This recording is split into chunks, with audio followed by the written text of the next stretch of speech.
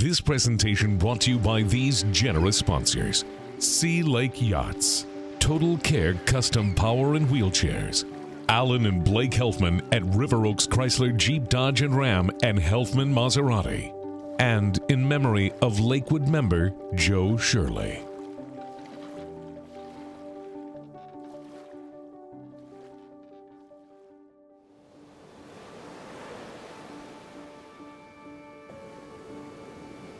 There's something about the open water that beckons us. The sound of waves lapping at the shore, the reflection of light on its surface. For some, it's a form of relaxation. For others, it's adventure. Those who venture into the bay, the Gulf, and some into oceans. And those people share a bond. And that's the story behind Lakewood Yacht Club.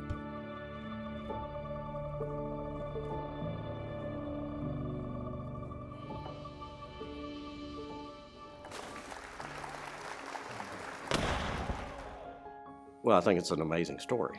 It's as a private club, starting the way they did with just a handful of founders and members, and underwent, the tumultuous 60s and early 70s with all the financial turmoil, been able to survive because a lot of clubs didn't. Mark, welcome to Port A. Don't fall over. In the early 1950s, there were two yacht clubs on Galveston Bay, the Texas Corinthian and the Houston Yacht Club. Each catered to sailboats. Powerboats were coming into their own at the time. And the powerboaters didn't particularly like the sailboaters, and sailboaters didn't particularly like the powerboaters. So as a result of that, there was a group of gentlemen who came over and found this piece of property and developed it into Lakewood Yacht Club, and had a big following of people.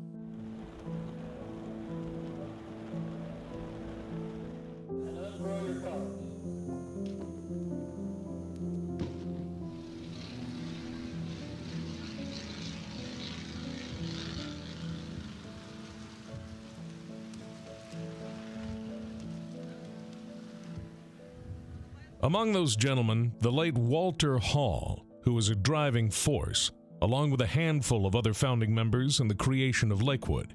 And they wanted more than just a marina. It is my privilege to welcome you on behalf of the Board of Directors and members of Lakewood Yacht Club to our 40th anniversary celebration. Years later, Mr. Hall recalled the best place to eat in the early 50s was a Mexican restaurant. So, to have a nice place to eat without going to Galveston, why, people recognized this would be it. So we got from the members we knew we'd have to have through monthly dues and boat set rentals to increase the loan. Well, finally the club's trouble was, and I want you to know this, the club's trouble from the very beginning, it's not that way now, but it was, those members liked to drink champagne and pay for beer. That's right. Chef, we appreciate you being with us, Joseph. Thank you very much. The food here is terrific. We can vouch for that ourselves. And just a couple of ideas for the next time you're down in Seabrook, dining in this area. Good seafood in this part of our general area. Joseph, thank you. Appreciate you being with us. On April 24th, 1955, Lakewood Yacht Club opened, even as the finishing touches on the clubhouse were still underway. As much as the boating, it was a social environment for members, and membership grew. Thanks to Walter Hall and his financial savvy, Lakewood found its way to calmer waters. Many of the members here put up their own money to keep the club going, and it kept growing.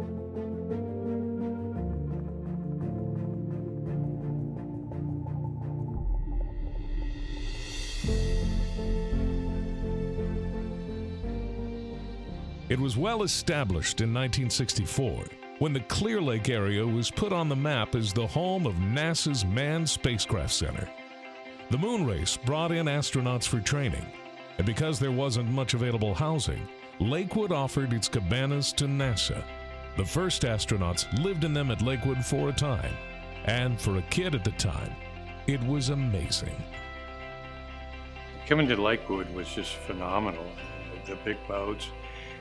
Plus, at the time, a lot of the astronauts were honorary members at Lakewood. And I remember one time coming to Sunday brunch, and after Sunday brunch, an astronaut by the name of Russo came down to my dad's boat and spent the afternoon after Sunday brunch just telling us about space travel and preparation as an astronaut. It was just phenomenal, fantastic experience.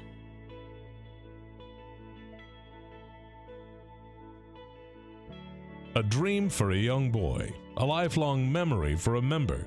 When astronaut Alan Bean asked to see the boat George Pappas was building in his garage. We ended up calling the name of the boat Moondust, because how many boats do you ever know that a person has been on that's also walked on the moon? I only know of one. Celebrities found their way to the Seabrook shore of the club. John Wayne enjoyed the bar as a guest of member Red Adair when the Duke was shooting the Hellfighters in nearby Baytown. But Red Adair was a celebrity in his own right. Red Adair was a member here, and he brought his crew in here sometime, and Katie barred the door. Red knew how to drink a shot or two. So yeah. So he loved to have fun. In his 44 years working at Lakewood, 40 as general manager, Terry Chapman has plenty of stories to tell, but he's also overseen the way the club has expanded and evolved. In the late 70s, a neighboring apartment complex with 12 units was purchased and converted to condos for members who wanted to live on campus. 34 townhomes were built, along with 51 floating slips for sailboats, and Lakewood was no longer a powerboaters-only yacht club. So it was a club for everybody wherever we met their needs. We had some that liked tennis. We liked some that liked fishing. We liked some who loved the restaurant. The 80s brought the addition of a 3,500 square foot ballroom, which holds memories for so many members.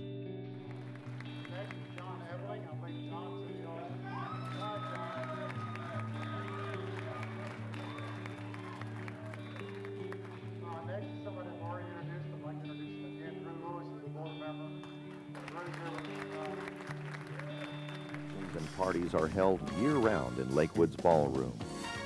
With our own catering staff and menu, this is an ideal waterfront setting for any special occasion. I had my wedding reception here 21 years ago in the ballroom right there. In that same ballroom, we've celebrated many different things over the years. I mean, of course, Commodore's Ball and our annual functions, things like that, but celebration of life for people that we've lost. So a lot of things have happened there in the ballroom.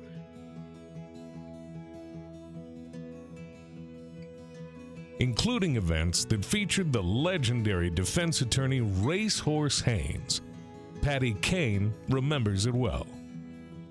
The one that stands out in my mind that he talked about, his lecture that night, was how to murder your husband and get away with it. And of course, all the ladies were just in rapture of hearing all this. And he's so entertaining. I mean, he's an actor. When he gets up at that podium, because he's very quiet when he's here at the club, very low key, but he gets up to the podium and it's like the lights go on and the action starts. He's so entertaining. Did people take notes on the lecture? I'm not sure. I don't think so. But maybe somebody did. Lakewood Yacht Club hosts several major regattas every year, which are open for all racers in the area and throughout the country. The racing season begins with the Winter Regatta in March, which usually experiences rather unpredictable weather conditions on Galveston Bay. Our major regatta in the spring is popularly known as the Shoe Race, which Lakewood has hosted for over 17 years. Keep in mind that a regatta is a series of sailboat races, so we try to hold 3 throughout the weekend. And there are the regattas, several a year, including national races and those unique to Lakewood, like the Shoe Regatta and another tradition, the Harvest Moon Regatta. The seed was planted with a debate at the club bar between Ed Bailey and sailmaker John Cameron. So we said, well, if we had a 2 or 3 or 4-legged boat race offshore, who could win that thing? And we both disagreed, obviously. We said, well, let's just start a race that we can settle this thing. John said, I know a fellow named John Broderick who's on the flag here in Lakewood. Let me talk to John, see if he can take it to the board at Lakewood and see if they'll sponsor the race. He did, and he came back and said, well, John said they were all tied up with the Sperry Cup race, and they didn't have the budget to do it. They'd like to think about it, but they didn't have the budget. So the first race was held in 1987. So we agreed that was a good idea. Plus, we felt also it was that a lot of people want to go offshore, but this was before GPS, and people just were afraid to do it. So I had to drop back off. It cost us about a minute and a half. We're doing real well. We started out a little bit off the line at the start, and but we've been passing a lot of boats. We've had very few boats pass us, and the ones that have are much faster boats. They're race boats. So we've got 14 knots of wind, and we're doing 7.5 knots of speed, which is great. But around 3:30 in the morning, a squall caused some serious problems for the Pamela Jean. We got into a squall. We were trying to bring the boat up to adjust the jib, and when it happened, the boat went through the wind, and we did a complete 360. And that's very difficult on equipment and very difficult on people. Channel 13, KTRK-TV, Houston. The high seas of the Gulf of Mexico are carrying hundreds of sailors this evening taking part in the Harvest Moon Regatta.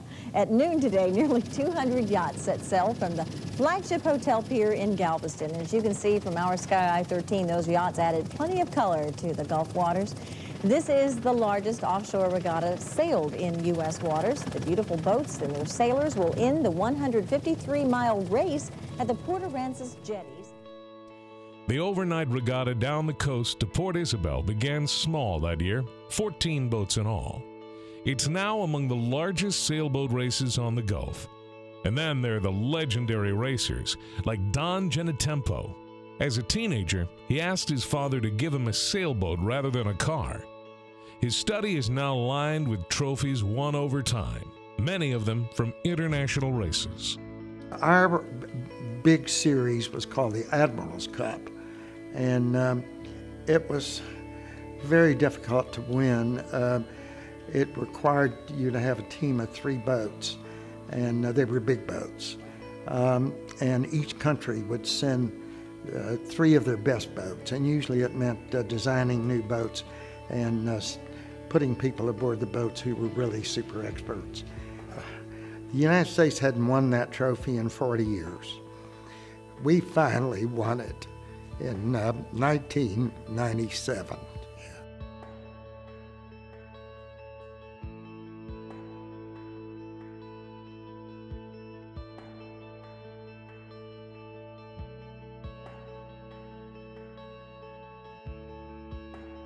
Then there's Tom Richards, who also has a large collection of racing trophies. He frequently served as a protest chairman. They've raced in national regattas. We've had a number of our people on the America's Cup boats. In the America's Cup race, we had 2 people involved in that.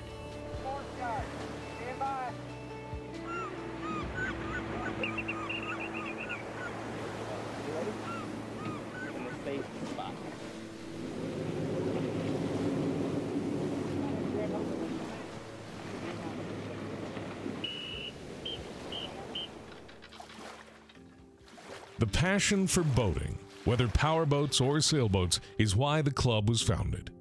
That connection bonds members, especially when hurricanes hit.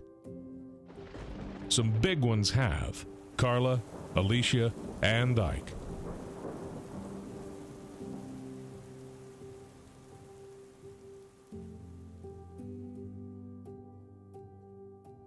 My boat was in the shed, And one of our members called me, and he was on his cell phone. He said, "I'm standing here, I'm up to my neck in water, but I can see your boat. It's still here, it's still tied up, so you're okay."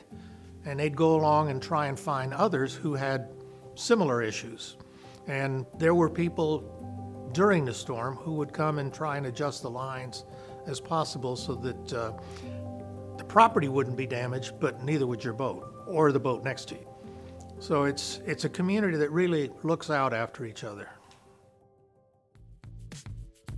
In 1996, a new tradition was born that draws thousands of people to Lakewood in the spring. Keels and Wheels. Founder Bob Fuller was inspired by the Pebble Beach Concourse, but his vision was bigger than that.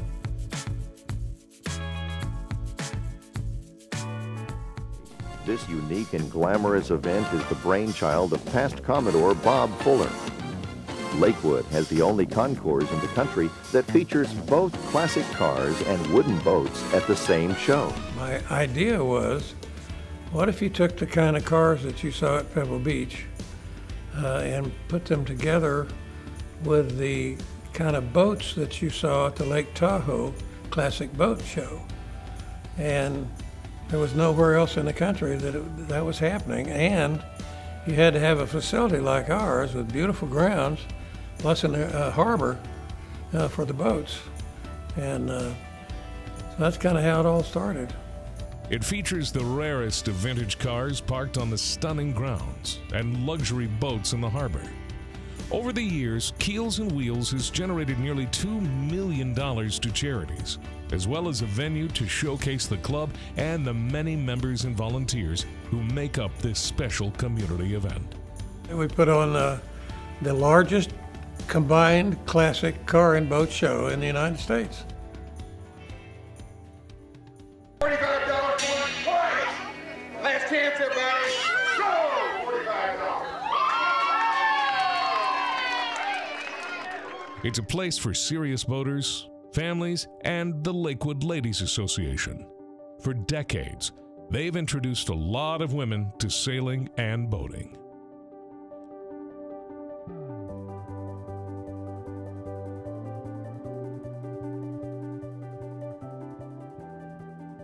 Back in the 80s, we started a sailing camp. The Ladies Association did. And it was a mixture of education for women sailing, many of which had never sailed.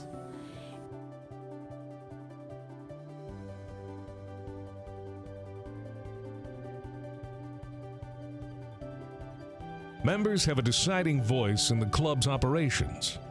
Marcy Friday is its former marketing director and sees what it has become. The membership really becomes your life. Your life is centered around Lakewood Yacht Club and things that you do and the friends that you make. Enough to see members who've moved out of state to return to home port. We came back here because you just can't make old friends. And so all of our old friends were here, and I'm so glad we did. It's a tight community, and typically when you make your friendships, they're for life. There are generations of Lakewood members, from grandparents to grandchildren. Mattia DeErico was brought to the club by his grandfather as a child and was introduced to sailing. In a few years, he was in the Olympic trials. He didn't make the teams, but it helped make him the person he is today. He's now a father of 6, the newest generation at Lakewood, where kids can learn how to sail, play tennis, and make new friends. The club has evolved into one of the top yacht clubs in the country and is known internationally. But it's the bonds formed here that make it relevant for each generation, even for those born in the digital age. We're still drawn to the water, to adventure, and to friendships.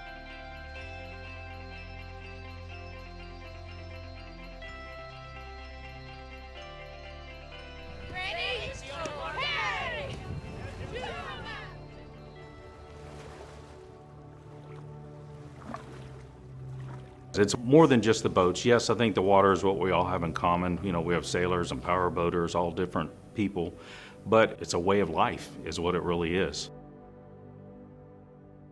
I am the man! I'm the man in charge of the party! We gonna party!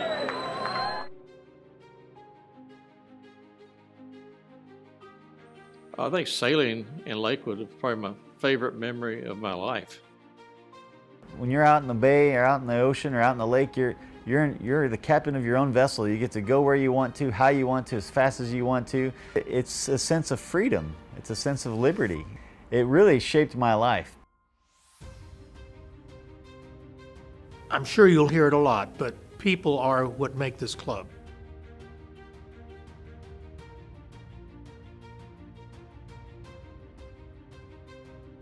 20 or 30 years of being here, and it's just a special place. And it's a great place to raise a family. My kids grew up here. I really enjoy it. God, if we didn't have Lakewood Yacht Club, we wouldn't have anything in our lives other than a bunch of doctors we've got to see every day. It's a shame that not more people can do this because it is a fantastic experience and it makes you grow personally and mentally. The yacht club, the people at the yacht club, they have a lot of heart, and they want to see the next generation be successful and share the same passion as they did. And so I was guided and protected by many people in the sailing community. And to have the opportunity to give back is just heartwarming and is priceless. I wish I could share it with everybody in the world.